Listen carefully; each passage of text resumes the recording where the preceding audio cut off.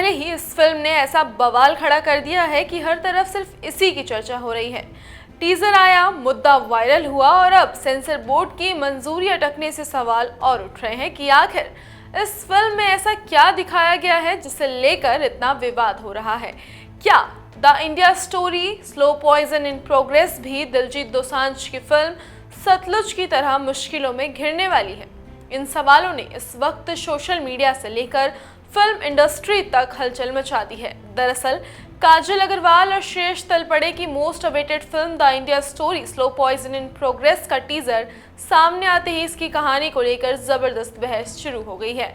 Film एक ऐसे मुद्दे को उठाती है जिस पर शायद ही कभी खुलकर बात होती है। हमारी थाली में पहुंचने वाला खाना कितना सुरक्षित है।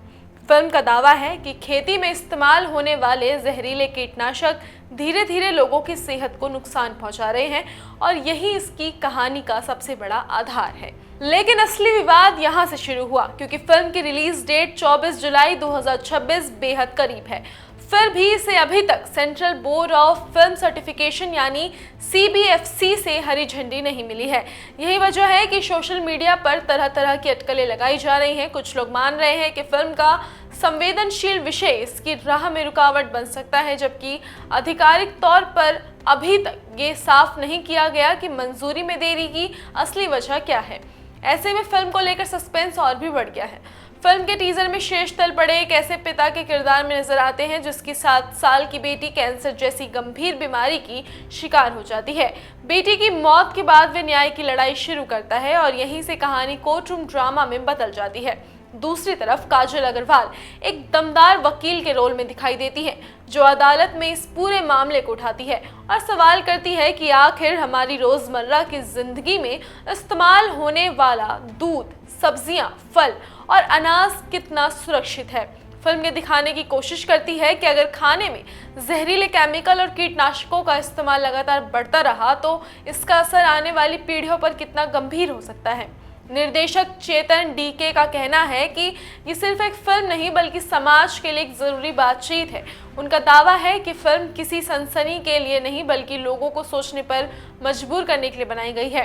वहीं श्रेयस तलपड़े का कहना है कि इस फिल्म का विषय हर परिवार से जुड़ा है क्योंकि जो खाना हमारी थाली में आता है वही हमारी सेहत तक तय करता है। उनके मुताबिक ये फिल्म सिर्फ मनोरंजन नहीं करेगी बल्कि दर्शकों के मन में कई अहम सवाल भी छोड़ेगी। हालांकि इसी विषय को लेकर विवाद भी तेज हो गया है।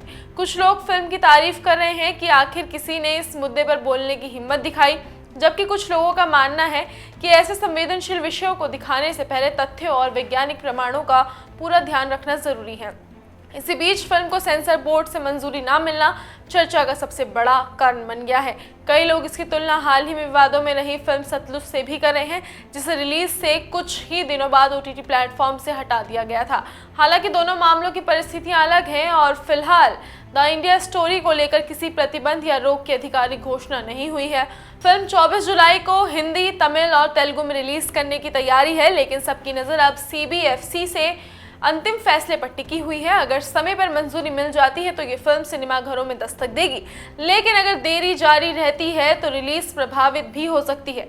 ऐसे में सबसे बड़ा सवाल यही है कि क्या फिल्म सिर्फ एक सोशल ड्रामा साबित होगी या फिर रिलीज से पहले ही विवादों की सबसे बड़ी कहानी बन जाएगी। इसका जवाब आने वाले दिनों में साफ हो जाएगा। फिलहाल के लिए अगर आप ये फिल्म देखने के लिए एक्साइटेड हैं तो हमें कॉमेंट्स कर जरूर बताएं।